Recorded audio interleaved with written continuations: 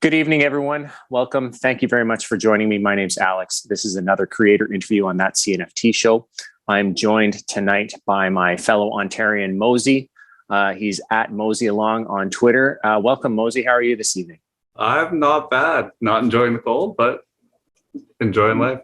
Yeah, exactly. Me neither. It's a dark, cold winter here. I'm in Ontario as well, and at least I didn't have to shovel snow today. But I had you on tonight because you've been in our Twitter Spaces. I've heard you talk about what you're working on. I've seen some of your work, and I just wanted to have you on because I think you're building some interesting things, and I want to give you a chance to talk about them. So if we could get started, why don't you tell me about your involvement in maybe crypto or Cardano in particular, and how that kind of led you into NFTs and CNFTs in particular? Okay. Well, back in college, one of my friends was super passionate about Cardano and cryptocurrencies, and I didn't fully understand, but I loved his passion towards it. So I was just like, dude, I'm in, you're in, let me know. And then years later, all of a sudden, I have some free time and I'm looking into it, and Cardano's moving, and I'm like, okay, like, what is this? What does this mean? So I started learning about like blockchain and crypto, and I started off in the DeFi sectors, and like I didn't enjoy like Ethereum's concepts and like a bunch of, not specifically like to them, but like a bunch of weird pyramid scam style things. And like to me, it just seemed like a lot of people being like, well, yeah, if we all get together and we pool money, it'll work. It's like, well, yeah, but who gets that at the end? Like, who's left with what bag? And so like I enjoyed learning about how things worked and how like Web3 was like heading towards everything, and like just discovering like where we were at this stage, because like back then he was like into it like right at the beginning, and so I was like super confused with anything he was saying to me, and it was just like one of those moments of like there's no form of communication getting across, and I'm being like, yeah,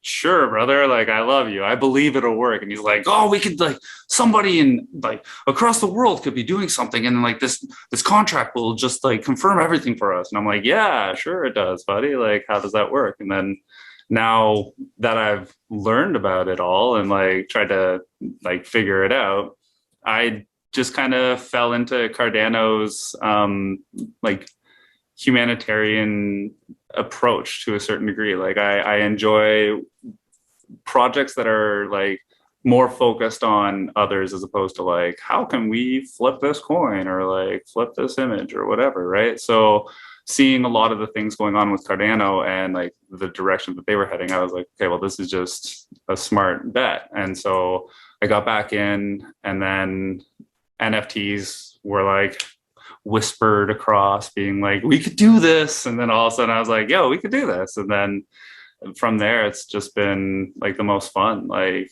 I'm new to the whole pen, paper, and cartooning. It's been like, well, not new, just been a long time.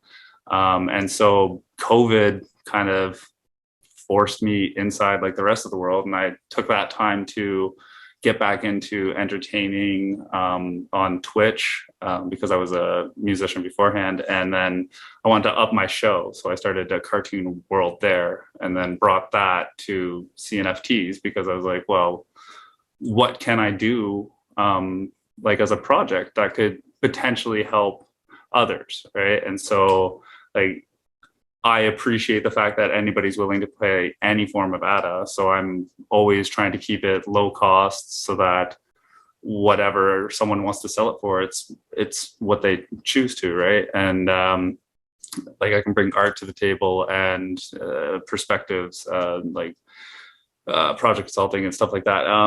So that's pretty much what kept me here, and seeing the communities develop and how much fun it is to like combine arts and see other people's stuff and just like do better things for more than just like my immediate family and like my immediate self. So that's what kept me here the whole time, essentially. So speaking of your art, and I'll put up some examples of it while we're talking. What's your kind of background as a digital artist? Did you always used to draw and just came back to it, or were you always like being creative, or how did you get to where you are now as an artist?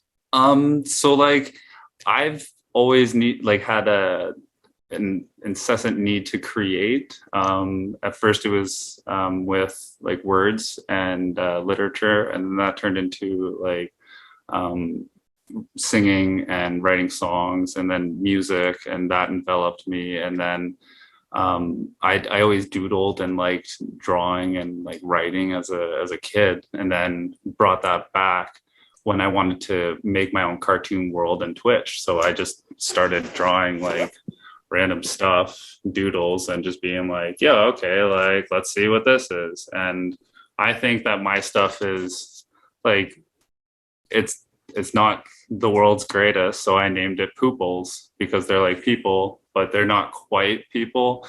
And so it allows me to just have free reign of like whatever I want to draw. Like all my characters are typically really obscure and random. Like I'll start, I don't see or have the idea in my head beforehand. I see it as I'm drawing it on the paper. So like it's all done in pen, and if I make a mistake, that's not a mistake. It then changes the image into how do I fit that in, or how do I make it look the way that I want it to.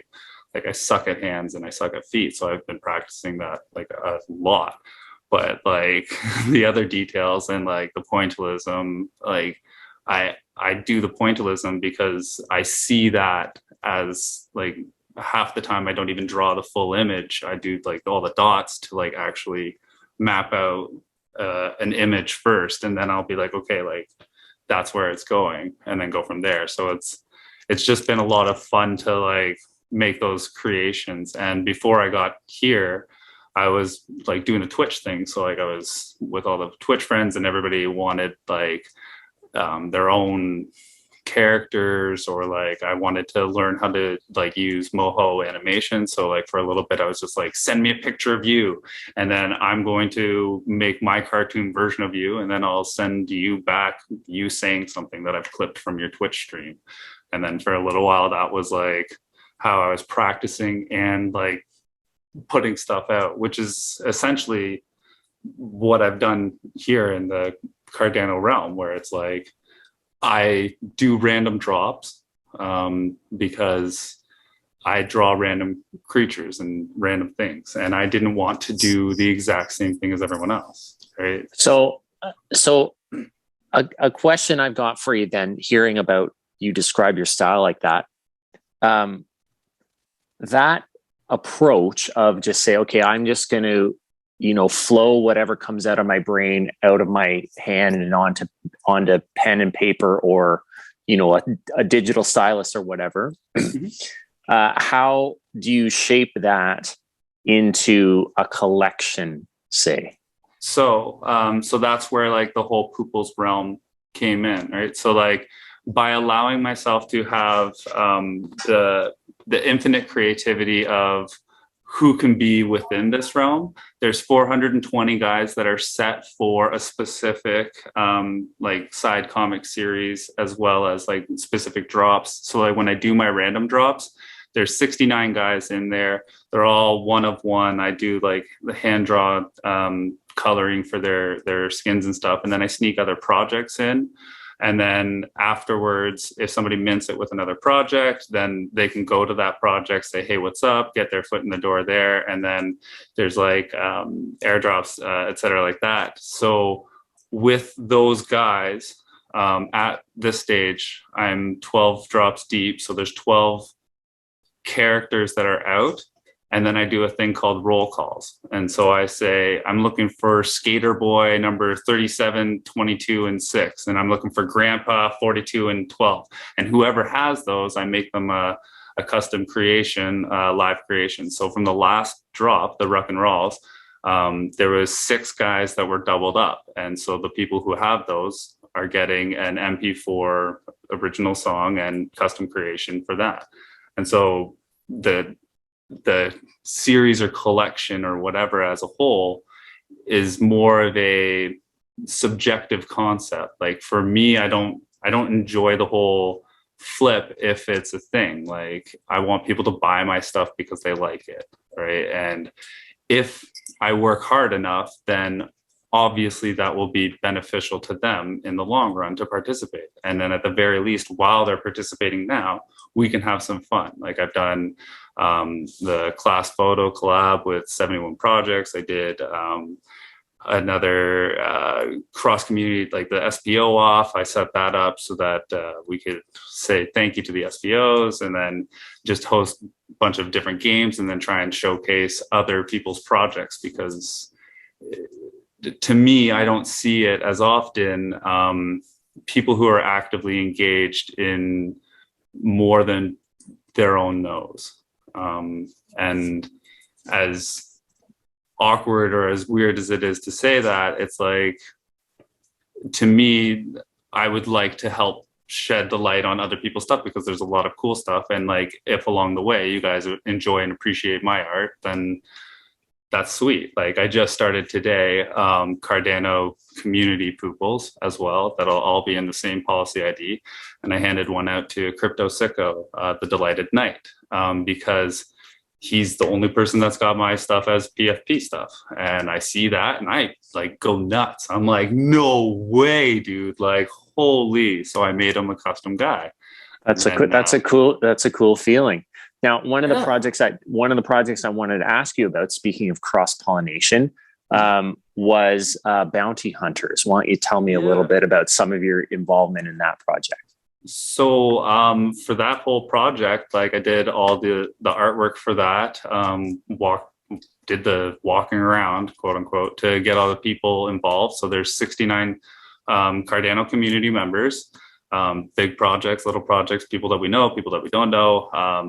And so there's 1,643 total mints. And then there's those 69 guys in it.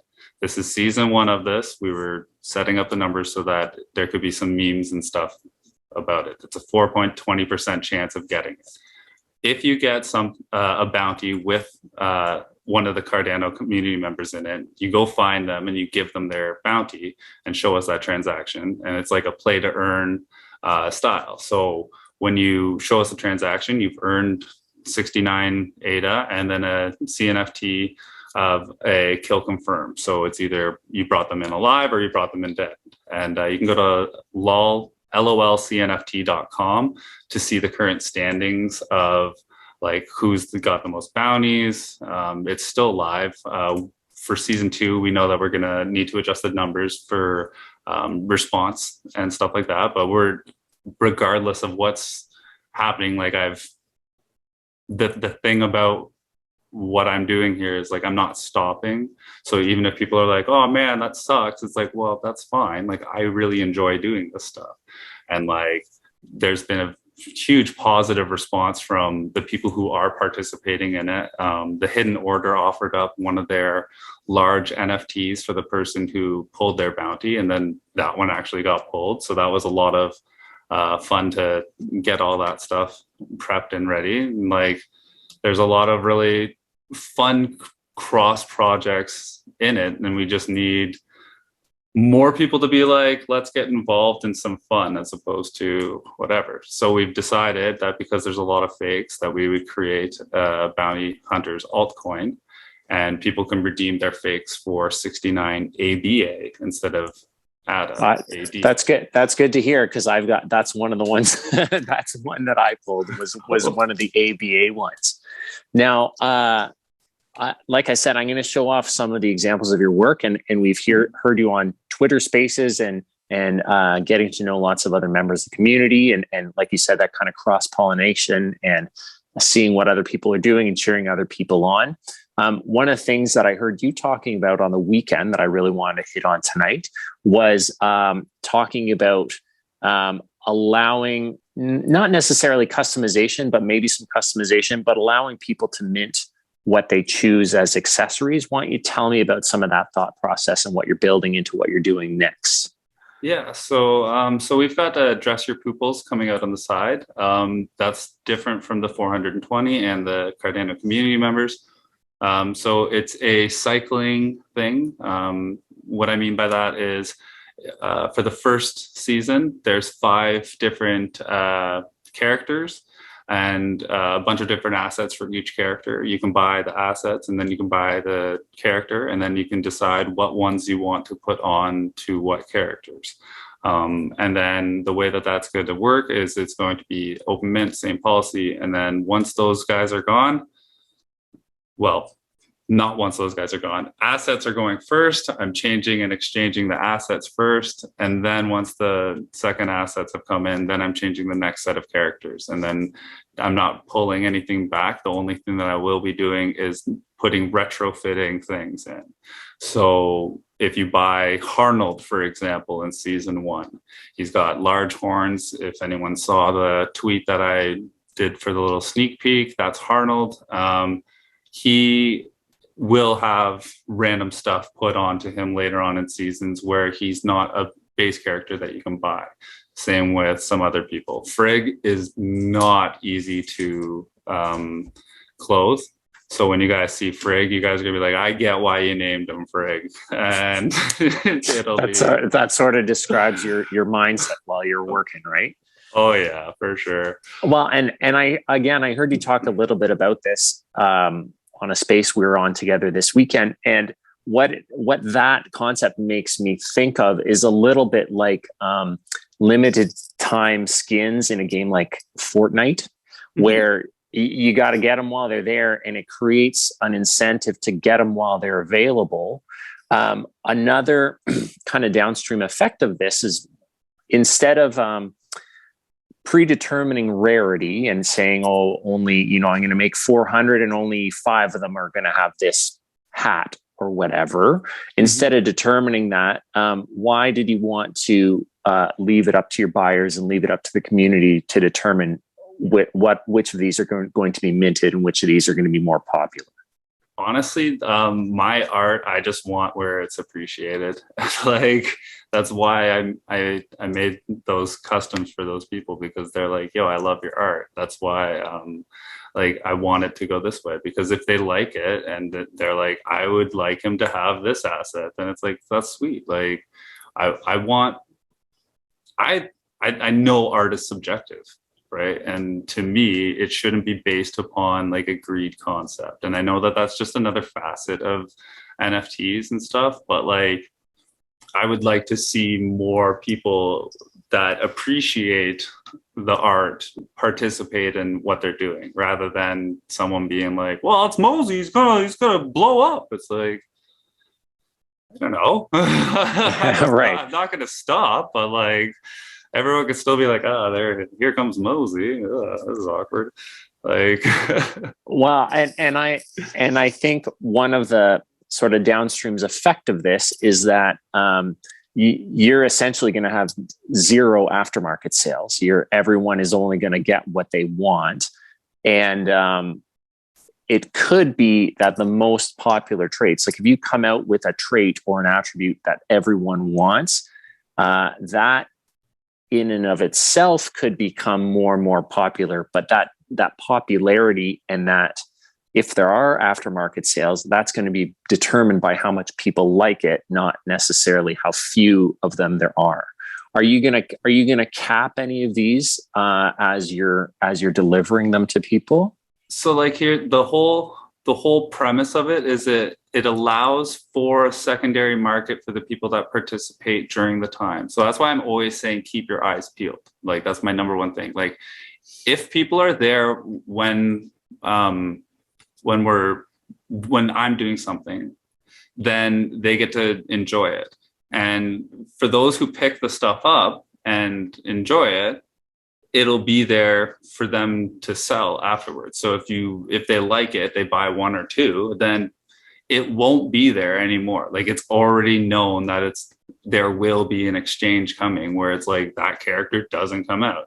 So after it's gone, there's ample opportunity for anyone else to do whatever price they want for it, for either new people coming in or whatever. I don't know. Like, I'm not setting royalties on stuff. I just appreciate if people want to buy my stuff because they want to buy my stuff, right? Like, and the secondary market that can be built upon by them after the fact, like because of that time amount, right? Like it's not a limited amount, it's just the time. So if they want to get as much as possible, then that's their call. And what are your ideas of what some of the timelines, what are some of those things going to be? I'm looking at 2 to 3 weeks for the rotations. I've got enough stuff to keep rotating through. I just got some more books for Christmas, so I'll be filling these up. Now that brings me back. I guess I should have asked this when we were talking about your process. Do you do everything on pen and paper first, or do you do digital art as well? So for the characters and stuff like that, I do it all in pen and paper. Then I take a terrible picture with my phone and send it to myself on Discord and edit it with free software. For the skins and coloring and stuff, some nights I'm just like, yo, I just need to do an abstract picture. And I've got like a lot of abstract art that like I don't really share with the public because I tried once and got like a really awkward response. So I was like, all right, guys, know your limit, stay within it. And then since then, I just pretty much used that digital aspect as my digital drawings. So there's I mean, obviously, as an artist, you have lots of ideas, some of which you make, some of which you capitalize on, some of which you don't. But it's giving yourself that outlet to continue to produce more stuff. Exactly. So if this is like you're thinking about how to plan in blocks or cycles, right? Do you see an end to this, or are you just gonna, keep doing it as long as people enjoy it, keep doing it as long as you enjoy it? Like, do you have any concrete plans about that, or are you just gonna let it? You seem like a guy who wants to just let it flow, right? Yeah, everything is going to consistently be evolving and adapting to either like where I'm at that stage, right? So like I did the random drops as like a spur of the moment, like, you know what? Nobody does things like this and everyone's doing 10K and everyone's doing this. And I had to, at one point in time, I had plans for what I was calling the 10K plus drop. And that was going to be like a Clay Nation style. If you guys get this, then you're involved and allowed into this stuff. And then I was like, that seems too easy, if that makes sense. Just because it's like I could literally use Harnold right now and do a 10K drop with him with the amount of different assets that I've got. So like, why? Right. So I want to have the freedom to be able to, at the time, be like, hey, cool. Like, instead of just assets, we have the tech that we can make them interact with different things. So now if you buy them like this, it's a card game style, or if we like, I just want to be able to consistently evolve and adapt with everything. Like the more and I've observed a few times that whatever ideas we have about what's possible with NFTs, there's going to be something that comes along in a few weeks or a few months or next year that no one has thought about yet. It's going to be completely different. The other thing that this conversation makes me think of is as you're moving through the space and seeing what other people are doing and seeing what new cool mechanism people are using or whatever, what is the mechanism that you are going to use to kind of combine these traits or reintegrate them together? Or is everything just going to be held in a collection and then they can kind of come and go as they please? I'm not too sure what you mean by that. If I have a base character and an attribute, are they going to be combined, like burned and like resorted into something new, or can we collect a set of them? I don't want to pin you down to saying how you're going to do it. I just want to see what your ideas are. So far, we've talked about a couple different options for that. We are thinking, so they're at the stage where the two devs that I've been talking to and working with, we could just have them interacting. And we thought about doing the burn method and being like, okay, we'll get rid of them, mint something new, pump it out that way. But then with the way that the minister and Marshall have been working on stuff, it'll be more of a, you can collect him, but you won't be able to undress him, if that makes sense. So it'll be the guy that you bought, the earrings that you bought, put them together, interact. There's your new coin coming out, and then either placing them in the backlog stock, and then going forward, or we burn. So there's the few options, the two options. And it sounds like you're very open to letting the community and letting your buyers determine what they would like as well, right? Well, yeah, and then like it's all dictated upon like essentially what we're capable of doing. Like we've got the test happening this Friday. So with the stuff that we have, we're going to be testing it and seeing if we can set it up in such a way that we don't have to burn. But if it comes down to like best ease of use and usability or practicality, then we'll just be setting it up to just auto script that way. Wow. Articulating is difficult. That's all right. And I've heard you talk about this in a couple different places, and obviously it's still evolving. One of the other things that I wanted to observe was I think this is kind of a new frontier about how to develop what's essentially a PFP project, but instead of building everything up front and predetermining what's going to happen, you're just putting the different pieces out there, and you're going to let your community and your buyers determine the ways that they want everything to fit together, which I think is kind of flipping everything on its head from what we saw, in September and October and November of 2021. Everything was minimum 5,000, probably 10,000 PFP drops with a trillion combinations, and this is what you get, and this is what what the rarity is. So I think you're doing something totally different. Do you ever feel, and again, this goes back to your process as an artist, do you feel pressure to continue delivering on, new pieces, new attributes, new, yeah. Oh, yeah. So there's no question about that. and like you said, you feel like you have a ton now, but are you just going to keep doing this as long as you have ideas and as long as those things are flowing out onto your pen and paper? Yeah, I will. This is, I dove in. So a couple months back, I just started paying for everything. So now this is, I'm incorporated. Mosie Marks is incorporated in Canada. Like it's my very, very long-term goal, regardless of, like, I'm not fiscally motivated. So to have the ability to do art and put it out there for whatever is absolutely incredible. And it's not limited to just my own project. Like I because of the whole cross pollination and the cross community events and stuff like that, like there's more opportunities than people realize.